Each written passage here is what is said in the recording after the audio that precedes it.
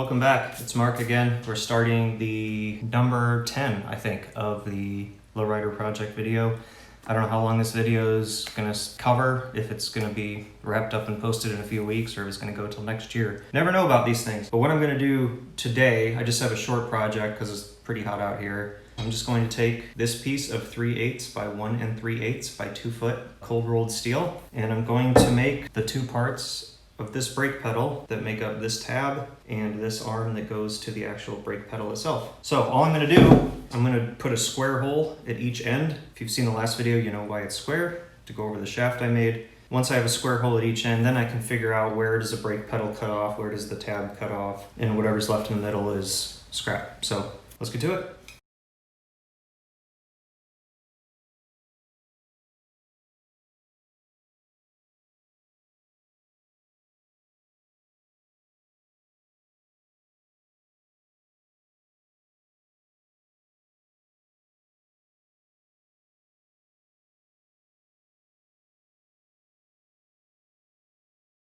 All right, well, after a lot of drilling, that's what I'm left with. Hopefully you can see now what my point was in those holes. I'm just gonna have to come in here with a file now and just take out these little points, make a square hole, and make sure this fits in there when I'm done. I don't know how much patience I'm gonna have for this. It's a little hot out here, and hand filing is a little tiring, but we'll see how far I can get.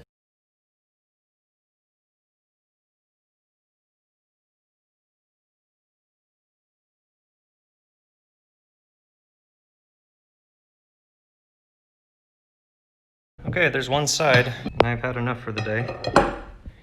So then, I get to do that all over again. But it is freaking hot, so I'll do the other one whenever it's cooler off camera. See you in the next clip. Hey everyone, back at the shop. Just wanted to give a quick couple of updates. Master cylinder has been listed on eBay. No bids yet, we'll see. I'm also selling a few other odds and ends on eBay, so that's one thing. Box right here, more toys from McMaster.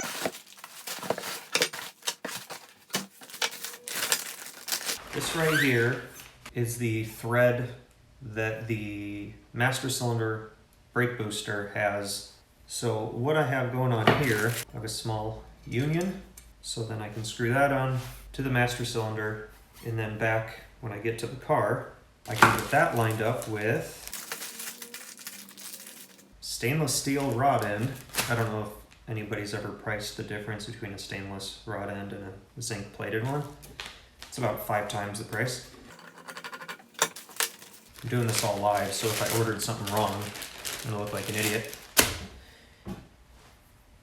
Hardened shoulder bolt, and that right there will go from the actuating lever up to the master cylinder, and I think it'll be at an angle that's something like this, shallow enough that it can go straight in over here and won't need another rod end, because I don't want it to just like bend the rod up on the master cylinder.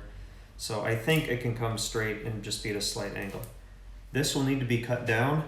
I don't know exactly by how much. That's what we're going to find out when we're there. And then this is bolted in place and I'm happy with it. Then that is where this comes in.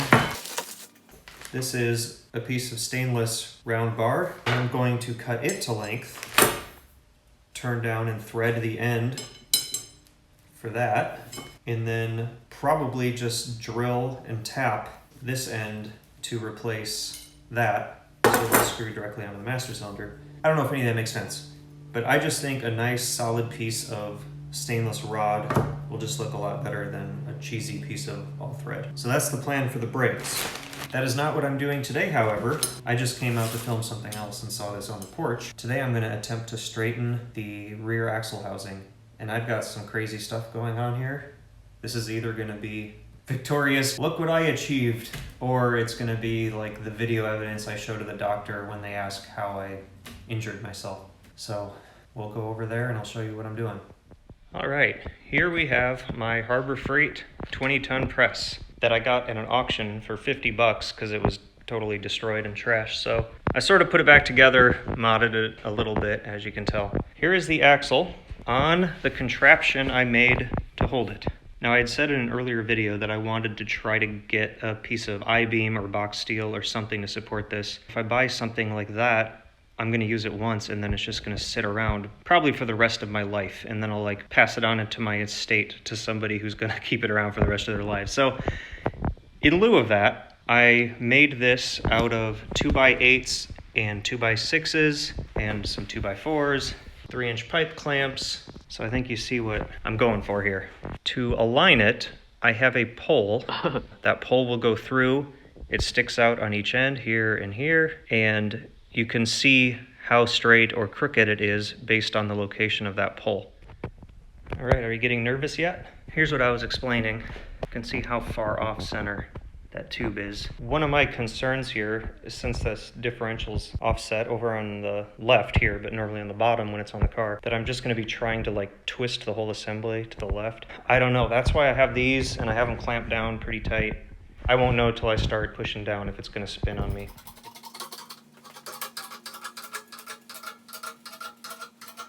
I barely put any pressure on it and the bar's already centered. Starting to see my first possible fail point. It looks like my whole assembly here is gonna kind of rack over. I knew that was a possibility. I'm gonna bring it back up and see if I made any improvement. Yeah, I don't think that did much of anything. I'm gonna reinforce my lower box section there, bring it back. Okay, I've added a piece of plywood on each end to hopefully stiffen it up, keep it from racking. So either that'll help or it'll just make it twice as catastrophic when it does give. Round 2.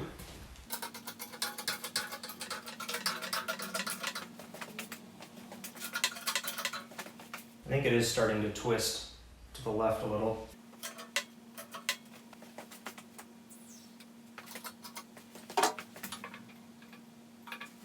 All right, I rotated it back up. I tightened up my U-bolts a little more and go for it again.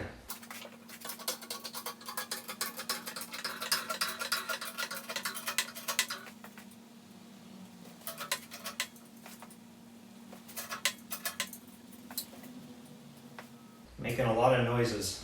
I don't like it. It's moved a little.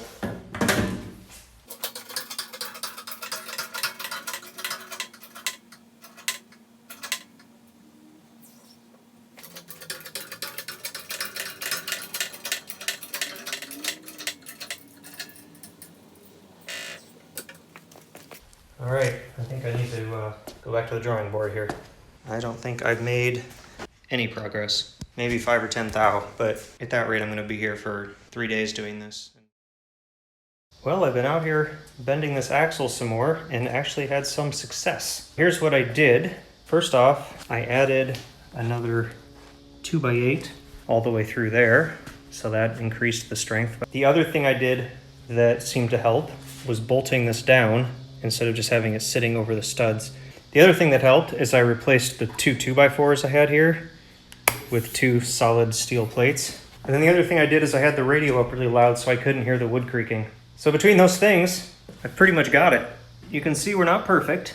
This side's a little worse, but it's off to the side, not top to bottom. So I'm not sure exactly how I'm gonna get that straight. But at this point, this is straight enough for me to take back out to the car and use it to mock up the rear suspension, the 4-link mounts. I'm gonna call it a success. I'm sorry I didn't film all of that, but I was out here with the door open and music playing, and if I got out my phone, I have to stop the music so I don't get a copyright notice. All right, let me show you the other thing I've been working on. This represents the original brake pedal. This represents the pedal I made. I don't know if you remember, but there's a difference that this bends over here and the hole is in the middle, whereas mine is a perfect right angle.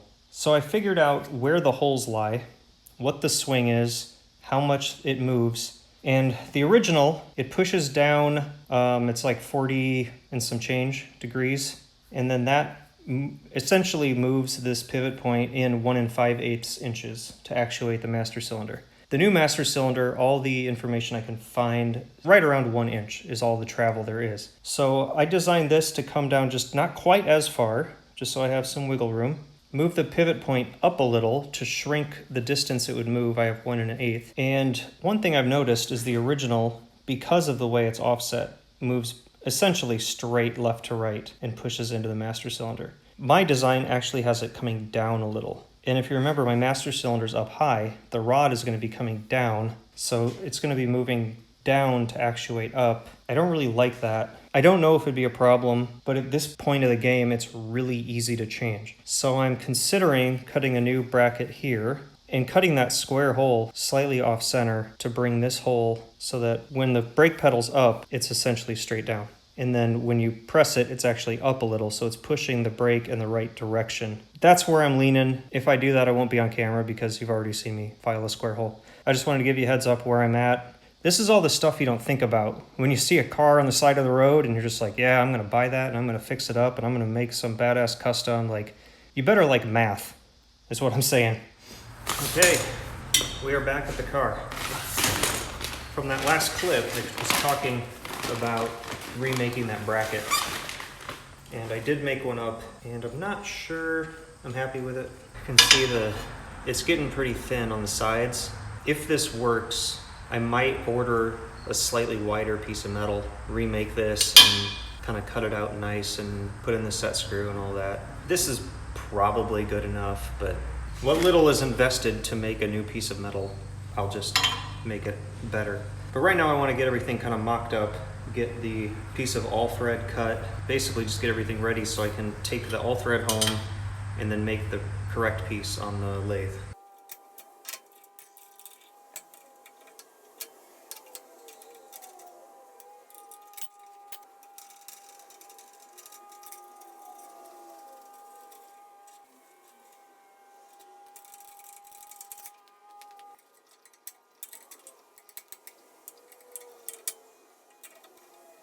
All right, I think I've got it.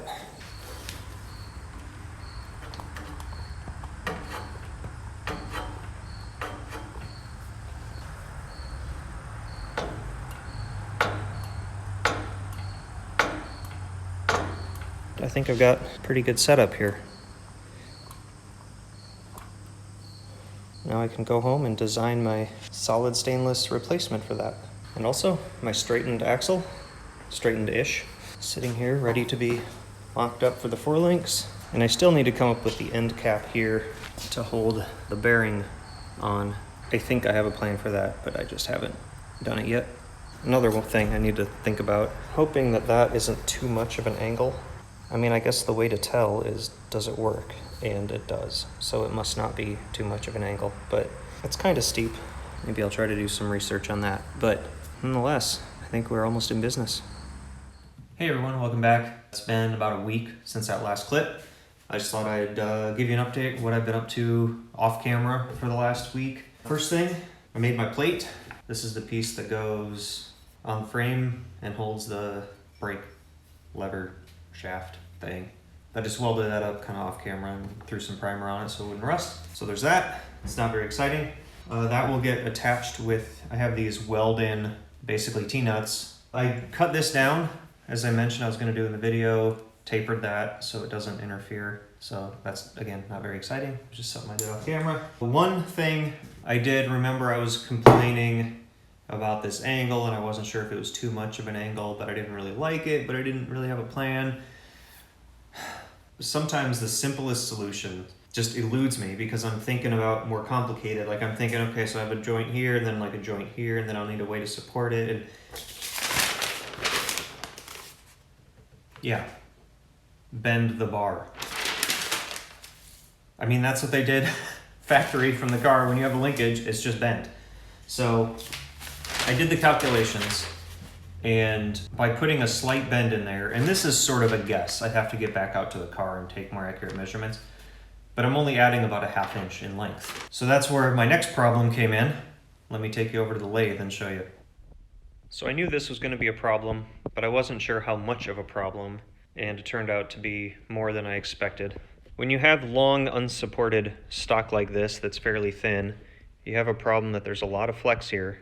And normally this is where you would use a follower rest, which would attach to the dovetail here, come up and have a support behind the tool and also on top to keep it from lifting. I don't have a follower rest for this, so I'm having a lot of problems with chatter. Like you can start to see these weird patterns emerge. You really don't want that chatter because what it'll do is every time you come past again, If you don't address that, it's just going to amplify it and make it worse. I built a steady rest. It's kind of ghetto, but it works. So I thought, okay, well, bite the bullet, get on eBay. I'll just order one. And I got on eBay, and the going rate is like $250 for a used follower rest. So for right now, I'm kind of at a standstill. This end has already been drilled and tapped. I'd like to turn it down to about a 1/2 inch, maybe 7/16 for the whole thing. And then I can bend it to the right shape. And then, no, I can't bend it to the right shape. I gotta turn down the part that's gonna be threaded, then bend it. Obviously bending has to be the last step because it's kind of hard to put it in a lathe if it's bent. So that's where I'm at. It's not much fun, but you know, that's what you get for having a 1930s lathe without any of the accessories. So that's basically it for right now. I have to get back out to the car to take some measurements and figure out what that bend's gonna be. That's the way projects go. Luckily, I'm not in any kind of hurry. I've already been working on this since the mid-90s, so what's another few weeks? So I'm gonna cut that off here, and I'll probably come back with another clip when something happens. See you then. Hey everyone, welcome back. I think this is gonna be the last little segment of part 10 before I put this up. So when I last left off, that was a day or two ago, and I said it would probably be weeks till I figured out the follower rest. Well, I figured it out, and it wasn't anything too fancy. I just used my steady rest and just turned it down in sections, and then I just bent it on the press. So nothing very high tech, but I got it to work. So I'm about to put it on and see if all my measurements and guesses are close, or if I'm way far off.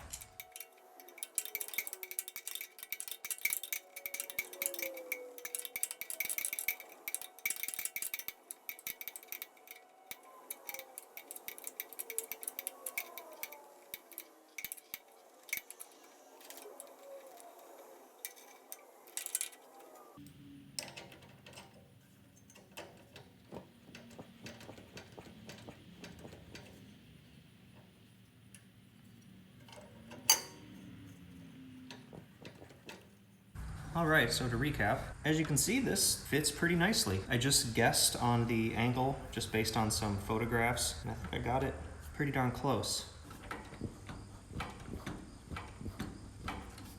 Looks pretty nice. Got a good finish on it. My bearing plate, I think that is perfect. The one thing I did, which is stupid, and you can tell from that angle, I just arbitrarily just measured in 1 inch on the ends. Well, this flat tubing is 1 inch thick, so that hole and that hole are right on the edge. So that was dumb. But I think this does a pretty good job of supporting it. I think I may have succeeded. I'm gonna try to get this finished up.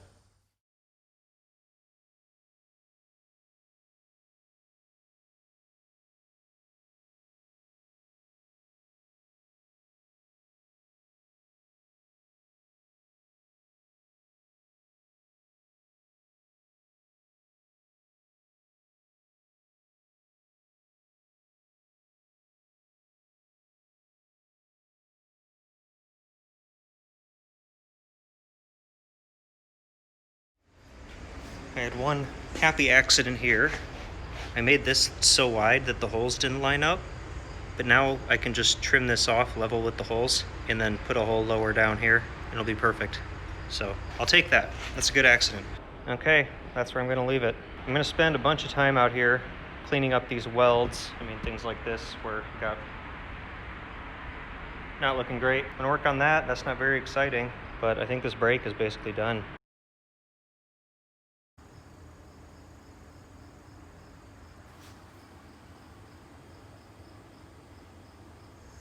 Well, I guess that's the end of this video. The universe just sent me a sign that it was time to call it a day, if not a season. My welder just started smoking. The wiring harness in here is completely fried. I'll show some pictures here. So, of course, if I had like 1 million subscribers, half an hour after I put this video up, I'd have some rep reach out to me like, hey, we'd like to send you a welder, but that's not gonna happen. I'm a small channel. I bought this used a while back, and it's sure served me well, man. I've laid so many feet of beads, if not of miles. I got my money's worth. I guess that's it for the 53 Chevy for now. Signing off video 10, and we'll see video 11 probably next year. Thanks for watching.